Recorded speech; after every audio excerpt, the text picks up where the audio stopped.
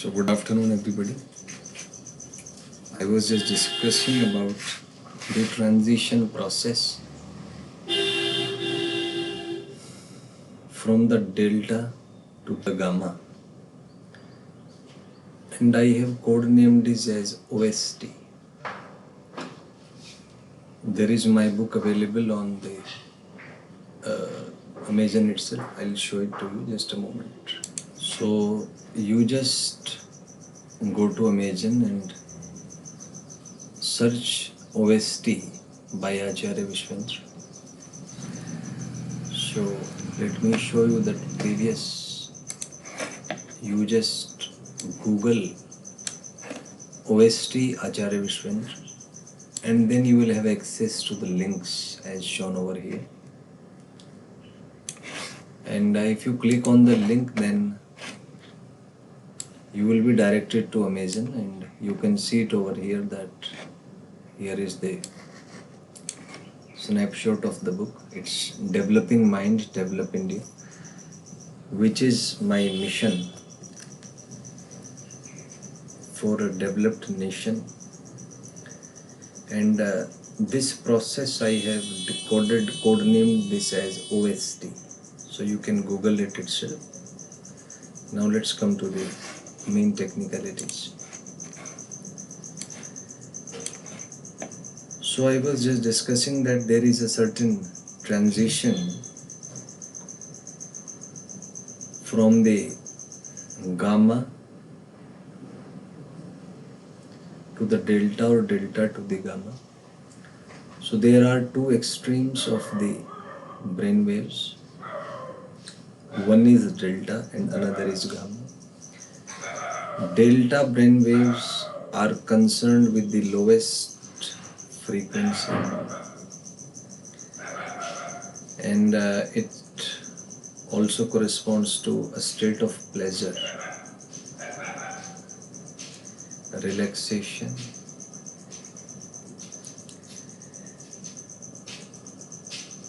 and it's stress-free,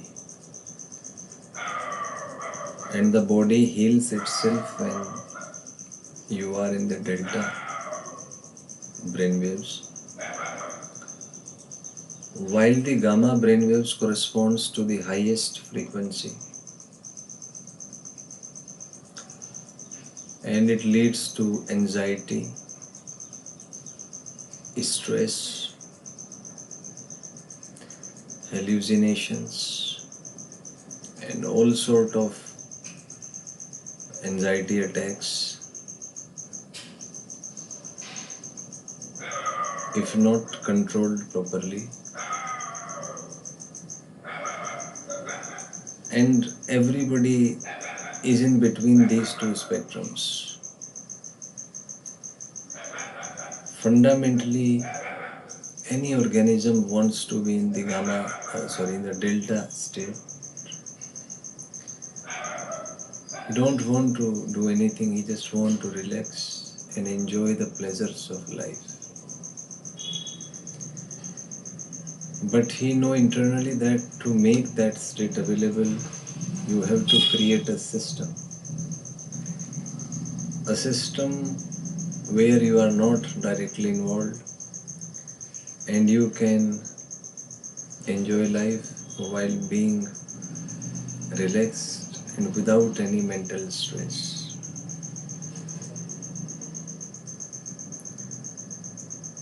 But such a situation is not that easy to access. Gradually you come to know in life that to relax, to enjoy, to seek pleasure, to enjoy pleasure, first of all you have to create a system in which you have food to eat, water to drink, and if you are in a certain particular age, you need to have a partner to contribute to the reproduction system, to contribute to the reproduction cycle of the universe. So all these are mediated, all of these events are effective when your brain waves are in the delta range, and this is animalistic behavior. Every organism aspires to be in this state. Any animal is dominated by the delta brainwaves. He just aspires to survive and reproduce. There is no fourth aspiration in his mind-brain system. Only humans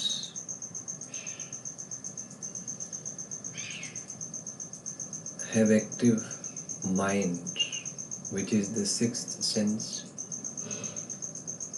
which can think beyond the five senses, beyond the analytical brain, and because of which humans are most emotionally disturbed creature in this universe.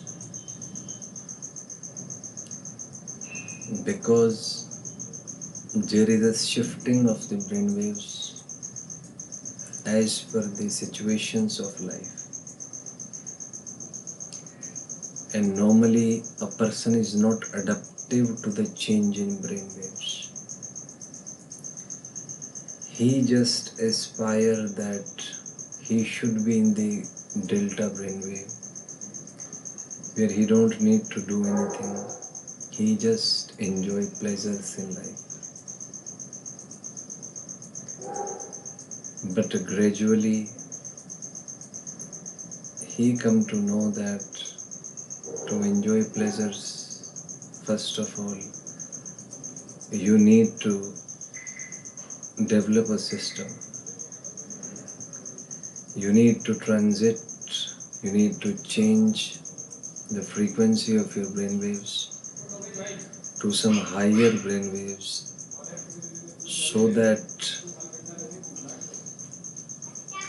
you can learn better and you can adapt to the changes. Because change is the nature of the nature. Everything is starting from the vibrations of a string forming a quark to the entire universe is in a state of change, is in a state of transition. So you want it or you don't want it, you are also in the process of changing. And the thoughts that you have symbolizes that something is stimulating you to change. And if you are really influenced by thoughts, that means your sixth sense is active and you can respond to that sense. And you have to raise your brainwave frequency to get the transition from the physicality to the metaphysical dimension, which is the only purpose of life. If you observe life and death beyond the realms of life and death, then the output is only a certain inclined transition from one quantum state of consciousness to the other. It is believed in Indian mythology that there are 7 layers of the consciousness, or the 7 quantum states. The last being correspond to the Parabrahma, which is the highest frequency of the consciousness. And it is said that when you access the Parabrahma, you achieve what is called as moksha or nirvana, or liberation from the cycles of life and death.